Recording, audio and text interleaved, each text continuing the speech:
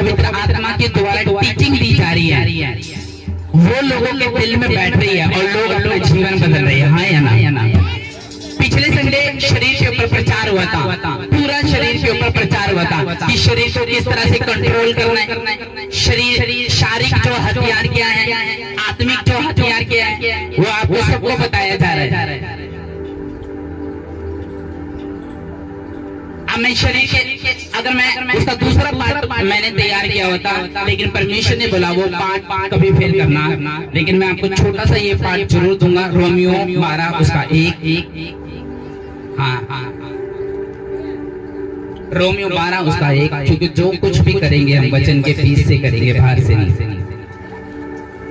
Romeo 12 उसका 1 पढ़ो, जोर से पढ़ो। इसलिए हे भाइयों, मैं तुमसे परमेश्वर की दया स्मरण दिलाकर विनती करता हूँ कि अपने शरीरों को जीवित और पवित्र और परमेश्वर को भावता हुआ बलिदान करके चढ़ाओ, यही तुम्हारी आत्मिक सेवा है। बस आमीन। अपने शरीर को जीवित पवित्र परमेश्वर को भावता हुआ बलिदान करके चढ़ाओ, यही तुम्हारी आत्मिक सेवा है। सब बोलो आमीन। उसने ये नहीं कहा आप क्या शरीर क्या जीवित नहीं है, आप क्या मरा हुआ है, लेकिन वचन कहता है कि अपने शरीर को जीवित पवित्र और भावता हुआ बलिदान करके परमेश्वर को चढ़ाओ, यही तुम्हारी आत्मिक सेवा है। वचन कहता है। और आपको पता है कि शरीर जीवित है, लेकिन वचन फिर भी कह रहा है अपने शरीरों को जीवित रखो। जीवित मतलब आत्मा में जीवित रहने की परमेश्वर यहाँ पे बात कर रहा है कि अपने शरीरों को परमेश्वर के लिए जीवित रखो।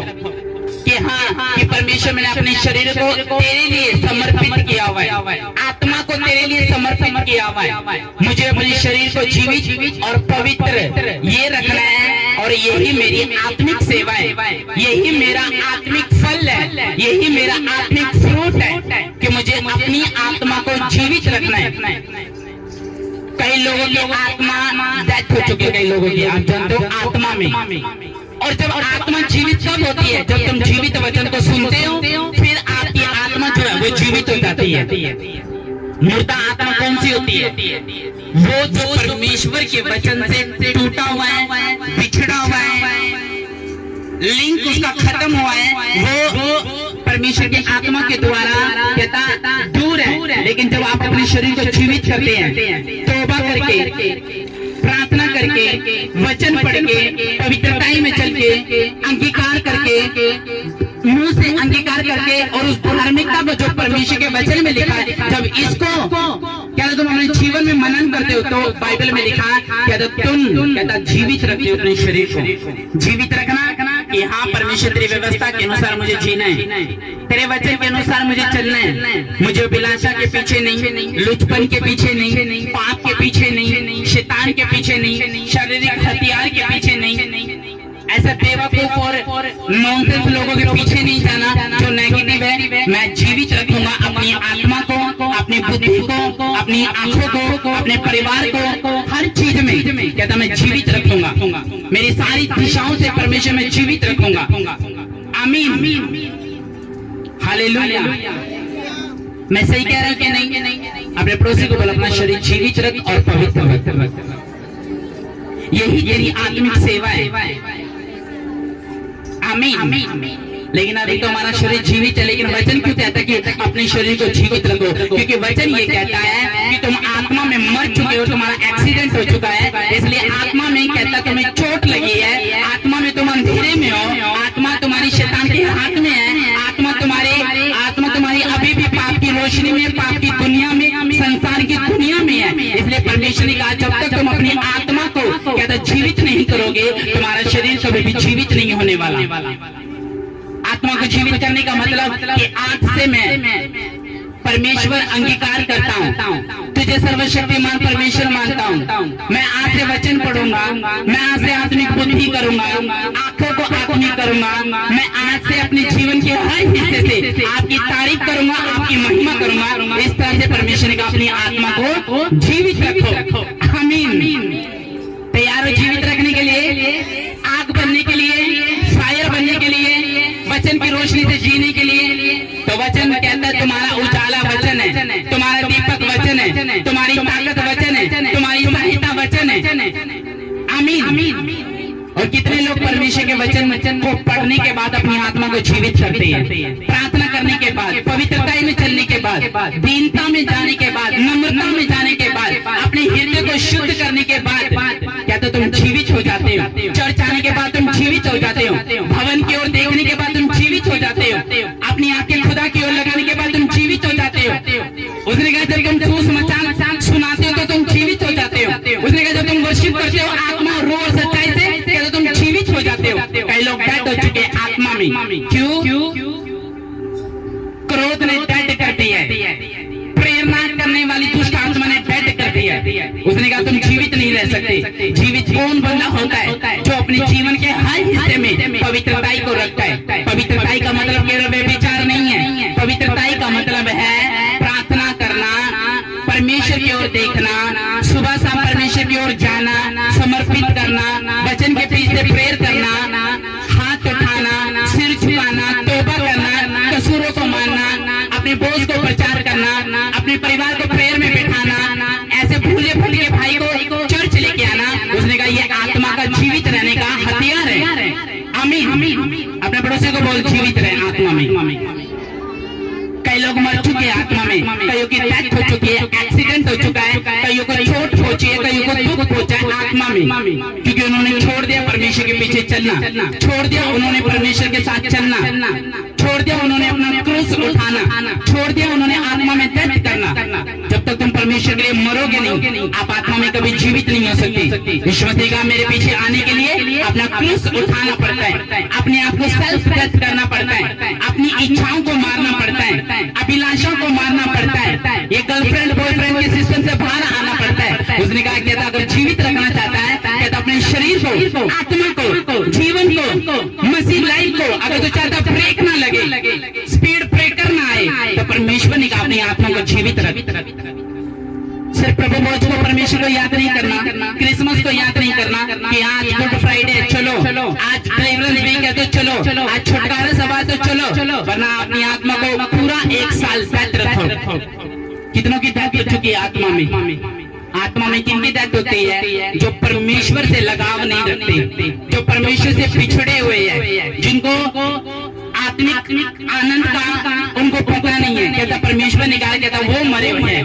अगर आप चाहते कि मैं जीवित रहूं, अलर्ट रहूं, सावधान रहूं परमेश्वर के वचन को सुनाने में, अपने विरोधियों पे दया करने में, क्योंकि अगर आप आत्मा में जीवित है तो आप निर्दय नहीं होंगे, आप अपने विरोधियों को माफ करके उन पे दया दिखाओगे, आप भूखों को कभी कभी आप रोटी दोगे, प्यासों को आप पानी दोगे, हाँ अपने कपड़े जो नंगे हैं कहता उनको भी दे दोगे, अपने सेकंड हैंड कपड़े, अपनी सेकंड हैंड चप्पलें, अपनी सेकंड हैंड पैंटें, अपनी सेकंड हैंड चीजें कहता उनको समर्पित कर दोगे। कहता जिन पे नहीं है अगर ऐसा करते हो तो तुम आत्मा में जीवित हो।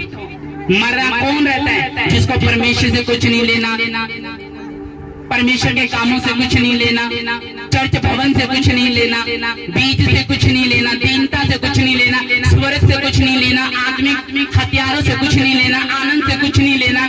और देखना आप जो लोग आत्मा में डेथ हो चुकी है जिनकी, और सिर्फ पैसा है फिर भी वो दुखी है, फिर भी वो निराशा में है, फिर भी वो डिप्रेशन में है, फिर भी वो पाप में है, फिर भी उनको कुछ बनता नहीं, कंफ्यूज रहते। क्यों? क्योंकि वो आत्मा में अभी तक मरे हुए हैं, और जब तक आप आत्मा में मरे हुए हो शरीर में कभी फलवंत नहीं हो सकती। आमीन। अपने पड़ोसी को बोला आत्मा में जीवित रहे।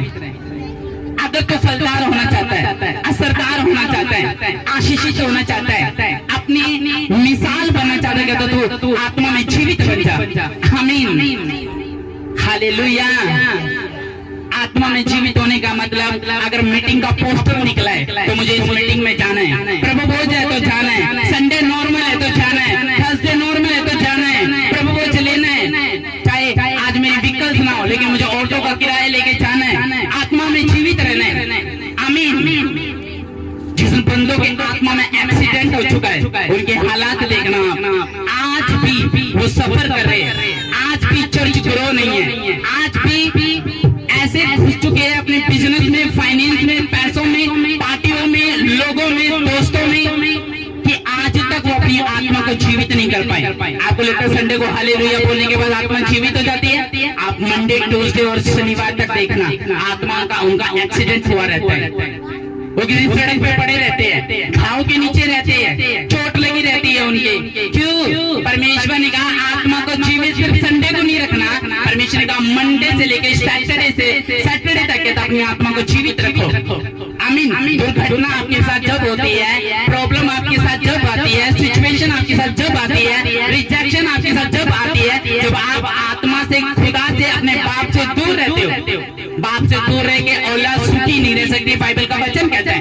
बाप से दूर रहने के बाद वारिस जो है वो प्रॉपर्टी का हकदार नहीं हो सकता, वो चंगाई का हकदार नहीं हो सकता। बाप के हाथ के नीचे रहेगा, बाप के घर के नीचे रहेगा, बाप के कहने के अनुसार रहेगा, तो औलाद को बाप जो है वो सब चीजें देता है। उसको रोना नहीं देता, उसको ऐसी बेबस वाली जिंदगी नहीं देगा, उसको बेस्ट जिंदगी देगा। क्यों? वो बाप के हाथ के नीचे।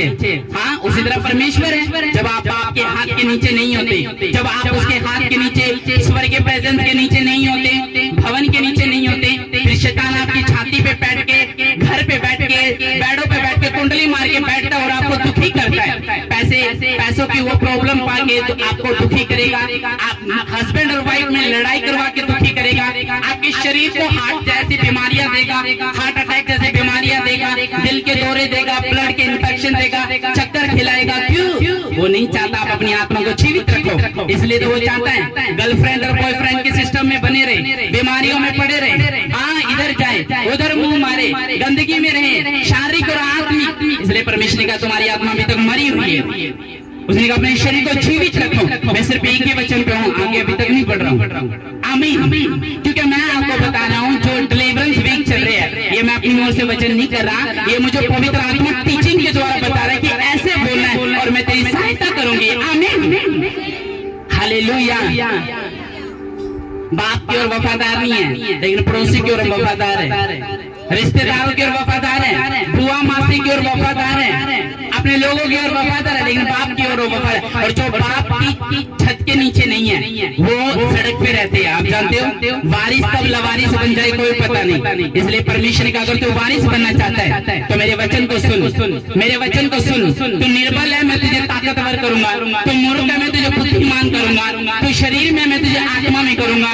उसने कहा तू बिना गिफ्ट के है, मैं तुझे आत्मा के वरदान की गिफ्टों से भर दूंगा, मैं तुझे उन्नति दूंगा, मैं तुझे सहारा दूंगा, मैं तुझे आशीष दूंगा, मैं तेरे नाम को ऊंचा करूंगा, तो उकाब के समान बढ़ेगा, तो आज तेरा शहरपना को कहता है इतना दृढ़ करूंगा जैसे योनियों की शहरपना थी। आमीन। तैयार हो कि नहीं? शरीर को जीवित रखने के लिए।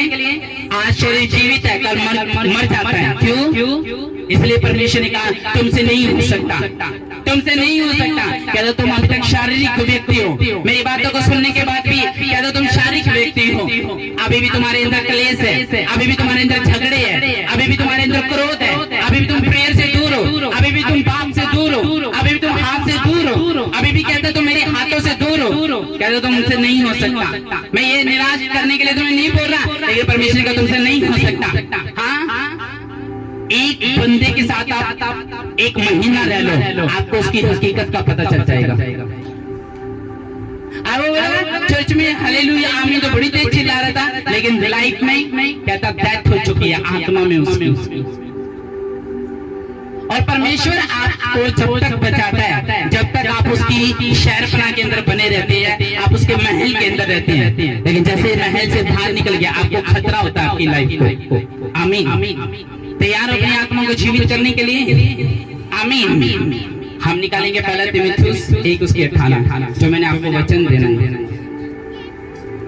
ये जस्ट आपको इसलिए दिया ताकि आप शादी की लाइफ से बाहर आ जाओ, आपकी आत्मा जीवित हो जाए, आपके देखना जीवित हो जाए, आपको सोचना, समझना, देखना, बैठना सब कुछ जीवित हो जाए। आत्मा जीवित हो, परिवार जीवित हो, प्रभु भोज के लिए, वर्शिप के लिए, आत्मा के लिए, अगुवाही के लिए, वरदान के लिए, सब चीजों के लिए जीवित हो जाओ। आमीन। हालेलुया। 1 उसकी 18 पढ़ो तो जोर से। पहला तीमुथियुस 1 उसकी 18। हे मेरे पुत्र तीमुथियुस, उन भविष्यवाणियों के अनुसार जो पहले तेरे विषय में की गई थी, मैं यह आज्ञा सोचता हूँ कि तू उनके अनुसार अच्छी लड़ाई को लड़ते रहे। आमीन। उसने कहा, हे मेरे पुत्र तीमुथियुस, उन भविष्यवाणियों के अनुसार जो पहले तेरे विषय में की गई थी, ये आगे सो तक तो उनके अनुसार एक अच्छी लड़ाई को लड़ सकते। बोलो आमीन। उसने यहाँ पे बोला, कहता है, हे मेरे बेटे तीमुथियुस, यानी पौलुस का जो स्पिरिचुअल सन था वो तीमुथियुस था। तीमुथियुस को परमेश्वर ने कहा, कहता पौलुस ने कहा, कहता हे मेरे बेटे तीमुथियुस, कहता जो भविष्यवाणी तेरे विषय में की गई है, कहता उसके अनुसार कहता तो अच्छी लड़ाई को लड़।